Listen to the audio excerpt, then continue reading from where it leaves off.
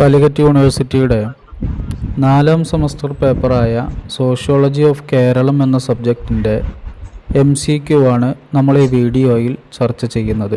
ഇംഗ്ലീഷിൽ ചോദ്യം വായിക്കാതെ മലയാളത്തിലാണ് പറയുന്നത്. പെട്ടെന്ന് മനസ്സിലാവാനും ഓർമ്മയിൽ നിൽക്കാനും മലയാളം അറിയുന്നത് നല്ലതാണ് എന്ന് കഴിഞ്ഞൊരു വീഡിയോയിൽ നമ്മൾ പറഞ്ഞിരുന്നു. അതുകൊണ്ടാണ് മലയാളത്തിൽ നമ്മൾ ഓരോ ചോദ്യങ്ങളും പറയുന്നത്. ഒന്നാമത്തെ ചോദ്യം, ഇന്ത്യൻ ഉപഭൂഖണ്ഡത്തിൻ്റെ അങ്ങേയറ്റത്ത് പടിഞ്ഞാറൻ ഭാഗത്താണ് കേരളം സ്ഥിതി ചെയ്യുന്നത്.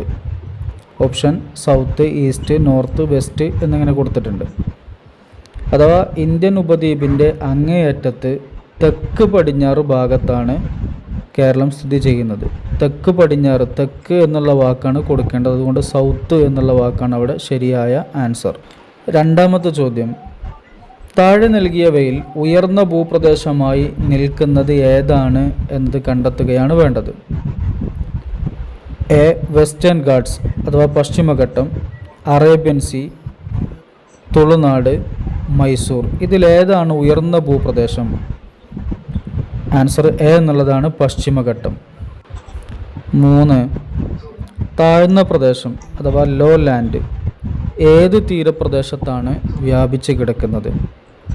ആൻസർ വെസ്റ്റ് എന്നാണ്, അഥവാ പടിഞ്ഞാറൻ തീരപ്രദേശത്താണ് ലോ ലാൻഡ് വ്യാപിച്ച് കിടക്കുന്നത്. 4. മിഡ് ലാൻഡ് അഥവാ താഴ്ന്ന പ്രദേശത്തിനും ഉയർന്ന പ്രദേശത്തിനും ഇടയിലുള്ള സ്ഥലം എന്തുകൊണ്ട് സമ്പന്നമാണ്? അതിൻ്റെ ആൻസർ അഗ്രികൾച്ചറൽ അഥവാ കൃഷി കൊണ്ട് മിഡ് ലാൻഡ് സമ്പന്നമാണ് എന്നതാണ്. 5. പശ്ചിമഘട്ടത്തിൻ്റെ ഭാഗമായ ഈ പർവ്വതനിരകൾ കേരളത്തിലെ പ്രധാനപ്പെട്ട പർവ്വതനിരയാണ്. ഏതാണ് ആ പർവ്വതനിരകൾ? ഉത്തരം സി ആണ്. സഹ്യപർവ്വതനിരകളാണ് പശ്ചിമഘട്ടത്തിൻ്റെ ഭാഗമായ കേരളത്തിലെ പ്രധാനപ്പെട്ട പർവ്വതനിരകൾ. 6. കേരള സംസ്ഥാനത്തിൻ്റെ ബോഡി ആയി നിലനിൽക്കുന്ന പർവ്വതനിരകൾ ഏതാണ്? ഉത്തരം വെസ്റ്റേൺ ഗാട്സ് അഥവാ പശ്ചിമഘട്ട പർവ്വതനിരകളാണ് കേരളത്തിൻ്റെ ബോഡിയായി നിലനിൽക്കുന്നത്. 7. 18ാം നൂറ്റാണ്ട് വരെ ദക്ഷിണേന്ത്യയെ ബാധിച്ച രാഷ്ട്രീയ അധിനിവേശങ്ങളിൽ നിന്ന് കേരളത്തെ സംരക്ഷിച്ചു നിർത്തിയ പ്രദേശം പർവ്വതനിരകൾ ഏതായിരുന്നു? വെസ്റ്റേൺ ഗാട്സ് ആണ് ആൻസർ. അഥവാ പശ്ചിമഘട്ട പർവ്വതനിരകൾ ഉണ്ടായതുകൊണ്ടാണ് പലപ്പോഴും കേരളത്തിലേക്ക് രാഷ്ട്രീയ ശക്തികൾ കടന്നു വരാതിരുന്നത്. അതുകൊണ്ട് ആൻസർ വെസ്റ്റേൺ ഗാട്സ് എന്നാണ്. 8. സഹ്യപർവ്വതനിരകളെ ഗ്രേറ്റ് സെന്റിനൽ അഥവാ വലിയ കാവൽ ശക്തി അല്ലെങ്കിൽ വലിയ സുരക്ഷ ഒരുക്കുന്ന ഭാഗമാണ് എന്ന് പറയാം. ഏതു ഭാഗത്തിനാണത് സുരക്ഷ ഒരുക്കുന്നത്? ആൻസർ ഈസ്റ്റ്, കിഴക്ക് ഭാഗത്തെ വലിയൊരു സംരക്ഷണ കവചമായിക്കൊണ്ട് ഗ്രേറ്റ് സെന്റിനൽ എന്നുള്ള പേരിലാണ് സഹ്യ പർവ്വതനിരകൾ അറിയപ്പെടുന്നത്. 9. കേരളത്തിലെ ഒട്ടുമിക്ക നദികളുടെയും ഉത്ഭവസ്ഥാനം എവിടെ നിന്നാണ്? ആൻസർ വെസ്റ്റേൺ ഗാട്സ് പശ്ചിമഘട്ട പർവ്വതനിരകളിൽ നിന്നാണ് കേരളത്തിലെ ഒട്ടുമിക്ക നദികളുടെയും ഉത്ഭവസ്ഥാനം. 10. കേരളത്തിനും അയൽ സംസ്ഥാനങ്ങളായ കർണാടകക്കും തമിഴ്നാടിനുമിടയിൽ ഗതാഗതത്തിനായി മലമ്പാതകൾ നിർമ്മിച്ചത് ഈ പർവ്വതനിരകളിലൂടെയാണ്. ഏതാണ് ആ പർവ്വതനിരകൾ? ആൻസർ ഡി ആണ്. വെസ്റ്റേൺ ഗാട്സ് പശ്ചിമഘട്ട പർവ്വതനിരകളിലൂടെയാണ് കർണാടകത്തിൻ്റെയും തമിഴ്നാടിൻ്റെയും കേരളത്തിൻ്റെയും ഒക്കെ സഞ്ചാര പാതകൾ നിർമ്മിച്ചത്. വെസ്റ്റേൺ ഗാട്സിലൂടെയാണ്, പശ്ചിമഘട്ട പർവ്വതനിരകളിലൂടെയാണ്. 11. പശ്ചിമഘട്ടത്തിലെ ഏറ്റവും ഉയർന്ന പോയിൻ്റ്, ഏറ്റവും ഉയർന്ന കൊടുമുടി ഏതാണ്? ആൻസർ ബി ആണ്. ആനമുടി കൊടുമുടിയാണ് പശ്ചിമഘട്ടത്തിലെ ഏറ്റവും ഉയർന്ന പ്രദേശം. 12. പശ്ചിമഘട്ടത്തിലെ അഗസ്ത്യകൂടം കൊടുമുടി ഏതു പ്രദേശത്തായിക്കൊണ്ടാണ് സ്ഥിതി ചെയ്യുന്നത്? ചോദ്യത്തിൻ്റെ ആശയമാണ് അഗസ്ത്യകൂടം കൊടുമുടി പശ്ചിമഘട്ടത്തിൻ്റെ ഏതു ഭാഗത്തായാണ് സ്ഥിതി ചെയ്യുന്നത്? ആൻസർ എ എന്നുള്ളതാണ്. ഏറ്റവും തെക്കേ അറ്റത്താണ്, പശ്ചിമഘട്ടത്തിൻ്റെ ഏറ്റവും തെക്കേ അറ്റത്താണ് അഗസ്ത്യകൂടം കൊടുമുടി സ്ഥിതി ചെയ്യുന്നത്. 13. ഏഴിമല മുതൽ തെക്ക് ഭാഗം മഹേന്ദ്രഗിരി വരെ നമുക്ക് ഒരുപാട് കുന്നുകളുണ്ട്. അതിൻ്റെ ആൻസർ നോർത്ത് എന്നാണ്. അഥവാ വടക്ക് ഏഴിമല മുതൽ തെക്ക് മഹേന്ദ്രഗിരി വരെ നമുക്കൊരുപാട് കുന്നുകളുണ്ട്. 14.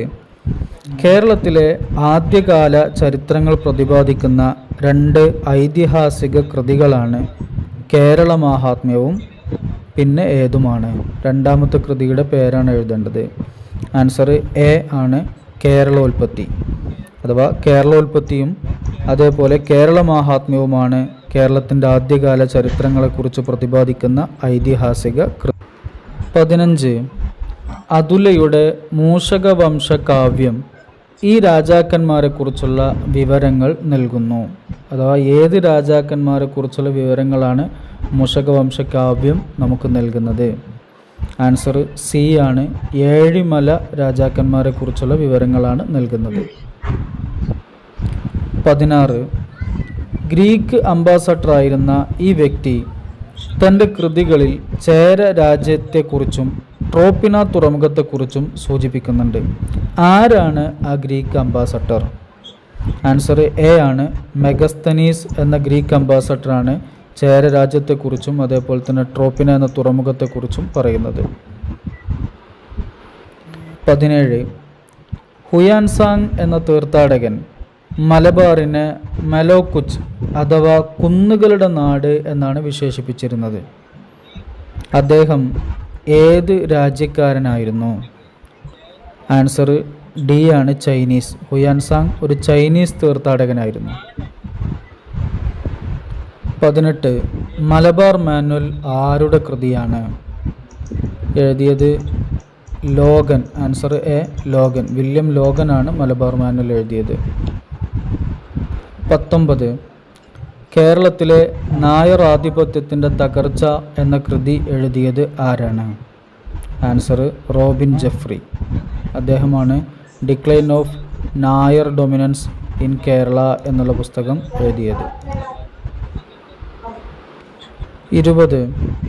ചേര രാജവംശത്തിൻ്റെയും രാജ്യത്തിൻ്റെയും സ്ഥാപകനായി കണക്കാക്കുന്നത് ആരെയാണ്? ആൻസർ ബി ആണ്, ഉദയൻ ചേരലാതൻ എന്ന വ്യക്തിയെയാണ് ചേര രാജവംശത്തിൻ്റെയും രാജ്യത്തിൻ്റെയും സ്ഥാപകനായി കണക്കാക്കുന്നത്. 21. രണ്ടാം ചേര സാമ്രാജ്യത്തിൻ്റെ അധിപനായി, അതിലാദ്യ ഭരണാധികാരിയായി പരിഗണിക്കുന്നത് ആരെയാണ്?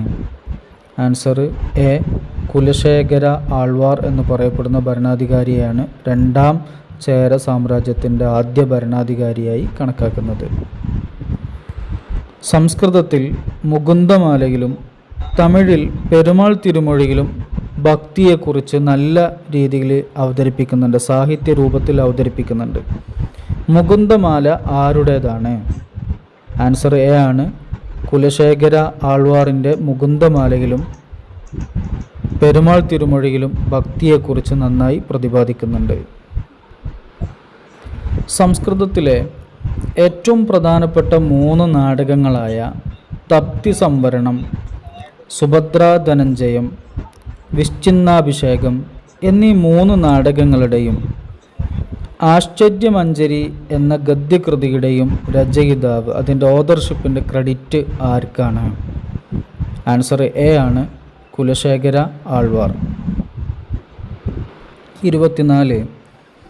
അവസാനത്തെ പെരുമാൾ അഥവാ ചേരമാൻ പെരുമാൾ തൻ്റെ രാജ്യം വിഭജിക്കുകയും അതിനുശേഷം ഇസ്ലാം സ്വീകരിക്കാൻ വേണ്ടി പോവുകയും ചെയ്തു. എവിടേക്കാണ് ഇസ്ലാം സ്വീകരിക്കാൻ വേണ്ടി പോയത്? ആൻസർ എ, മക്കയിലേക്കാണ് ഇസ്ലാം സ്വീകരിക്കാൻ വേണ്ടി പോയത്. 25.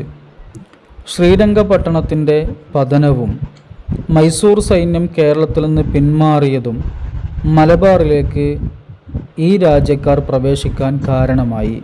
ഏത് രാജ്യക്കാരാണ് ഇത് കാരണമായിക്കൊണ്ട് പ്രവേശിച്ചത്? Answer A, ബ്രിട്ടീഷുകാരാണ്. ശ്രീരംഗപട്ടണത്തിൻ്റെ തകർച്ചയോടുകൂടെയും അതേപോലെ തന്നെ ടിപ്പു സുൽത്താൻ്റെ നേതൃത്വത്തിലുള്ള മൈസൂർ സൈന്യം കേരളത്തിൽ നിന്ന് പിന്മാറിയതിനെ തുടർന്നാണ് ബ്രിട്ടീഷുകാർ കേരളത്തിലേക്ക് വന്നത്.